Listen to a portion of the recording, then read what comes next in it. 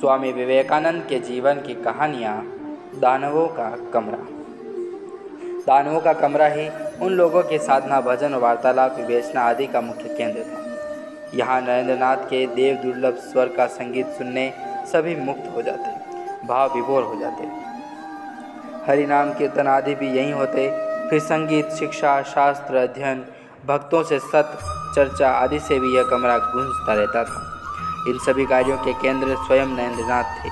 उनका सुंदर, सुगठित और सबल शरीर, उनकी ज्योतिर्मय देह कांति, प्रशस्त ललाट व प्रतिभा के चिन्ह, प्रशांत वदन में अंकित दृढ़ संकल्प, विशाल युगल नयनों की अपूर्व मोहिनी शक्ति, बोलचाल में प्रस्फुटित एवं स्वच्छंदता और आत्मविश्वास, वेशभूषा में वैराग्य की सुस्पष्ट छाप तथा आचार व्यवहार में निश्चलता, सहृदयता और दूसरों के प्रति श्रद्धा का सदा व्यक्त होती रहती थी। उनके चिंतन में अद्भुत साहस, गांधीर्य और प्रचुर ज्ञान का समावेश था। उनके कार्यों में महावीर के समान क्लांतिहीनता और गुरु भक्ति थी।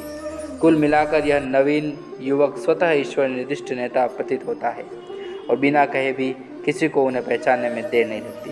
कहना की आवश्यकता नहीं होगी कि श्री रामकृष्ण के निर्देश के अनुसार नरेंद्रनाथ प्रति अगाध प्रेम के फलस्वरूप और नरेंद्र के व्यक्तित्व के प्रभाव से युवक भक्तों के बिना मिन मैक के निर्विरोध रूप से उन्हें उच्च आसन प्रदान कर दिया था। श्रीमद् स्वामी विवेकानंद ने लिखा था, हम सब के मन में था कि महासमाधि के पूर्व एक दिन रात में श्री रामकृष्ण ने नरेंद्रनाथ को अपने पास बुलाकर कहा था, तुम लड़कों को इकट्ठा रखकर देखभाल करना। हम लोग श्री रामकृष्ण के उसी निर्देश को याद करने नरेंद्रनाथ को अपना सबका प्रधान बना करके निर्देश के अनुसार चलते रहेंगे और मठ में नियमित रूप से ध्यान धारणा, पूजा पाठ, कीर्तन आदि करते रहेंगे।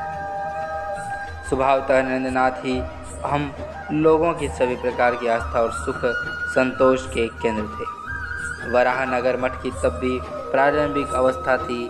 त्यागी भक्तों में संभवतः तारक, बूढ़े गोपाल, काली, शशि वहाँ स्थायी रूप से रह रहे थे। तभी श्रीयुत बाबूराम के घर ओटपुर से बड़े दिन के अवसर पर वहाँ आने पर निमंत्रण आया। पहले यह बात तय थी कि नरेंद्र, बाबूराम आदि 2-4 व्यक्ति जाएंगे, किंतु धीरे धीरे सभी को जानकारी हो जाने से एक अच्छा खासा दल खड़ा हो गया। नरेंद्र, बाबूराम, शरद, शशि, तारक, काली, निरंजन, गंगाधर और शारदा ट्रेन पर सवार वहाँ पर चल दिए। वे हाथ में तबला और तानपुर लेना नहीं भूले। हावड़ा स्टेशन से तारकपुर जाने वाले गाड़ी पर चढ़ते ही नरेंद्रनाथ ने गाना शुरू कर दिया, शिव शंकर बम बम भोला।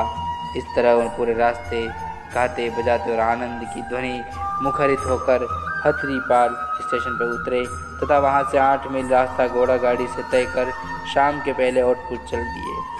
उन सबको पाकर बाबूराम की माता श्रीमती मातंगिनी देवी आनंद से आत्मविभोर हो गई। उन्होंने सभी पुत्रों के समान मानकर उनके भोजन और शयन की अच्छी व्यवस्था कर दी। जमींदार के घर में लोगों की कमी नहीं होने पर भी उन लोगों के सेवा सत्कार का भाव उन्होंने अपने ऊपर ले लिया। गांव की हरियाली के बीच श्री रामकृष्ण के भक्त परिवार में स्वच्छंदतापूर्वक आहार विहार का सुअवसर पाकर त्यागी युवकों ने भगवान की आराधना और भगवत चिंतन में अपना जीवन सौंप दिया।